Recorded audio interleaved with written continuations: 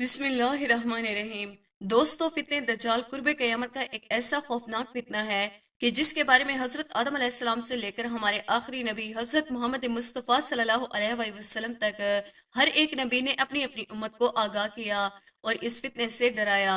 दोस्तों, फितने दज्जाल को कुर्बे क़यामत का सबसे बड़ा फितना और क़यामत की सबसे बड़ी निशानी कहा जाता है, क्योंकि दज्जाल कुर्बे क़यामत में लोगों को ऐसे ऐसे शब्द आबासियां दिखाएगा कि जिसको देखकर लोग उसे अपना खुदा मानने लगेंगे और अल्लाह तबारक व तआला की वहदानियत को छोड़कर उसे अपना खुदा मानने लगेंगे। और इसी तरह लोग अपने ईमान को छोड़कर काफिर और मुर्तद हो जाएंगे और हमेशा हमेशा के लिए जहन्नमी हो जाएंगे। यही वजह थी कि जब दज्जाल के फितने का जिक्र सहाबा कराम की मजलिस में हो जाता तो सहाबा कराम ज़ारो कतार रोने लग जाते और अल्लाह तबारक व तआला की पाक जात से दज्जाल के फितने से पनाह मांगते।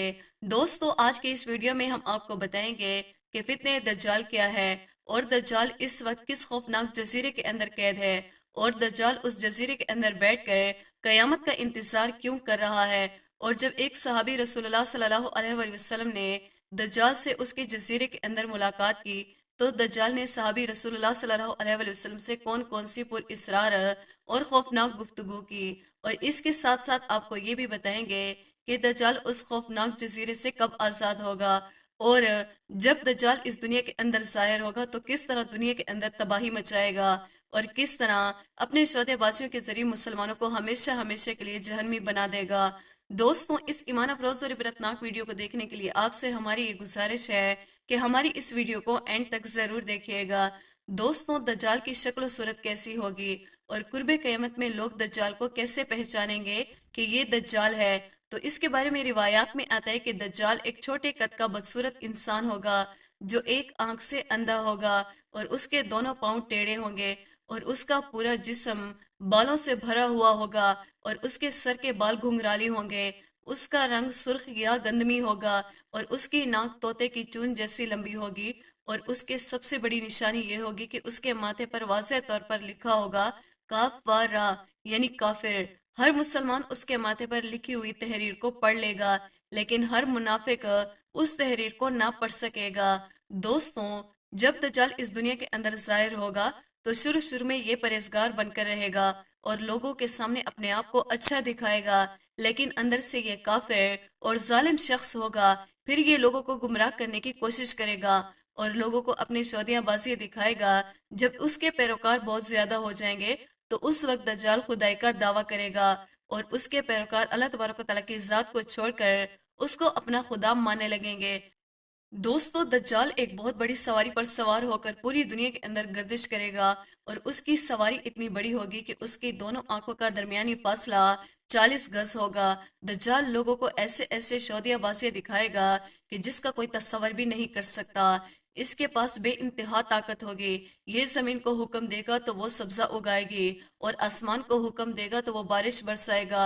दज्जाल के पास दुनिया के बेशुमार खजाने होंगे और दुनिया के तमाम नहरों पर दज्जाल का कब्जा होगा। यहाँ तक कि दज्जाल की इजाजत के बगैर कोई भी शख्स पानी ना पी सकेगा। दज्जाल लोगों के सामने मुर्दों को जिंदा करेगा और ये दुनिया के अंदर 40 दिन तक फितना फसाद फैलाएगा। दोस्तों, दज्जाल कौन है और ये कैसे पैदा हुआ, इसके मुतालिक मुख्तलिफ रिवायात मिलती है। बास रिवायात के मुताबिक दज्जाल हजरत आदम अलैहिस्सलाम के दौर से ही इस दुनिया के अंदर मौजूद है और ये कुर्बे क़यामत में जाहिर होगा। और एक दूसरी रिवायत के मुताबिक दज्जाल हजरत सुलेमान अलैहिस्सलाम के ज़माने में जिन्नात और इंसानों के मिलाप से पैदा हुआ।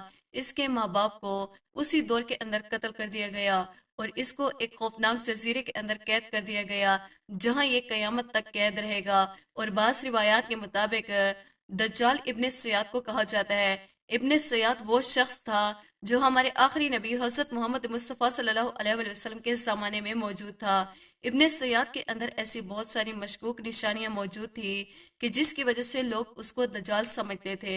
दोस्तों, मुस्लिम शरीफ की हदीस पाक में आता है कि एक मरतबा हमारे आखिरी नबी हजरत मोहम्मद मुस्तफ़ा सल्लल्लाहु अलैहि वसल्लम नमाज के बाद मिंबर पर तशरीफ लाए और लोगों को अपने पास रुकने का कहा। हजूर अकरम सल्लल्लाहु अलैहि वसल्लम ने सहाबा कराम से फरमाया कि मैंने तुम लोगों को अपने पास इसलिए जमा किया है कि मैं तुम लोगों को तमीमदारी का किस्सा सुनाऊं। तमीमदारी पहले निसरानी थे और अब वो मेरे पास आकर मुसलमान हो चुके हैं। उन्होंने मुझे एक वाकया सुनाया है जिसको सुनकर मैं बहुत खुश हुआ اور میں یہ چاہتا ہوں کہ یہ واقعہ میں آپ کو بھی سناؤں۔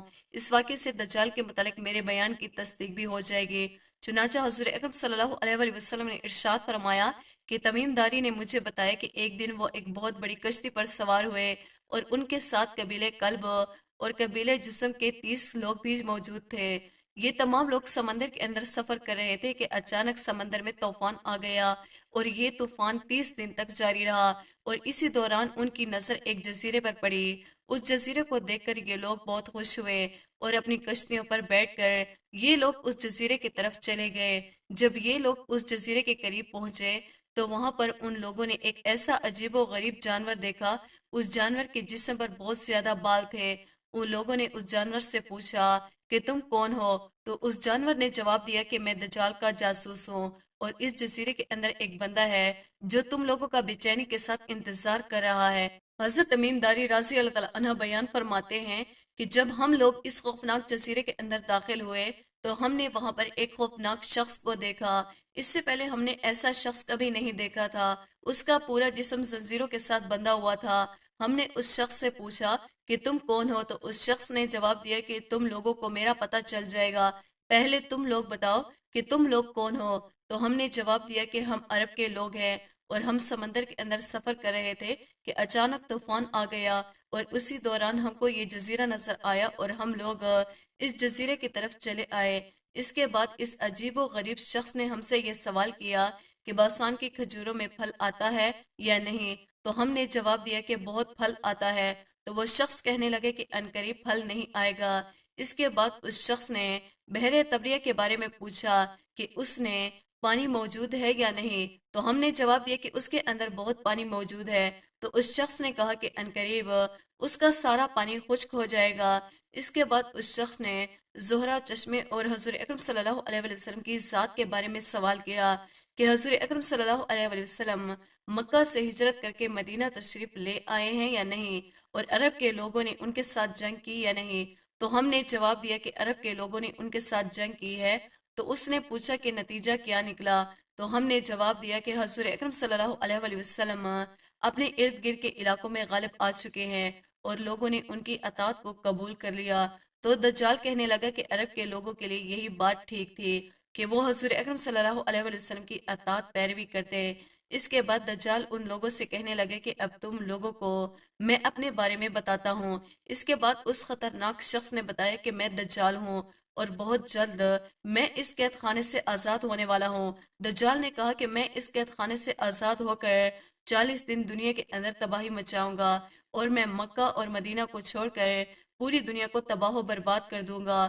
دوستو، اس واقعے کو بیان کرنے کے بعد حضور اکرم صلی اللہ علیہ وآلہ وسلم نے اپنی عصا مبارک کو اپنے ممبر پر مارا اور صحابہ کرام سے فرمایا کہ وہ مدینہ ہے کہ جس کے اندر دجال داخل نہیں ہو سکے گا، اور حضور اکرم صلی اللہ علیہ وآلہ وسلم نے ارشاد فرمایا کہ میں تم لوگوں کو یہی بتایا کرتا تھا کہ دجال نہ تو شام کے سمندر میں ہے اور نہ ہی یمن کے سمندر میں، بلکہ وہ مشرق میں قید ہے۔ اور اس کے بعد حضور اکرم صلی اللہ علیہ وآلہ وسلم مشرق کی طرف اشارہ کرتے ہوئے ارشاد فرمایا کہ دجال مشرق کے ایک جزیرے کے اندر قید ہے۔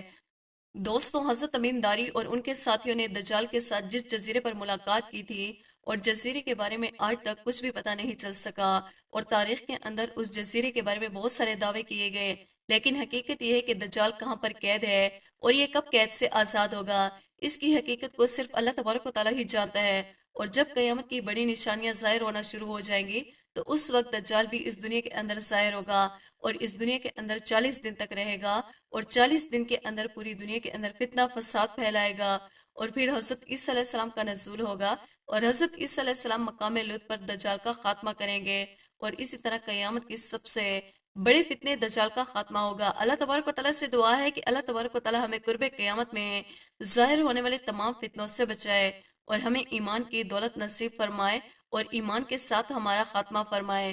دوستوں، امید کرتے ہیں ہماری آج کی ویڈیو آپ کو پسند آئی ہوگی۔ ویڈیو کو لائک اور سبسکرائب کرنا نہ بھولیے گا۔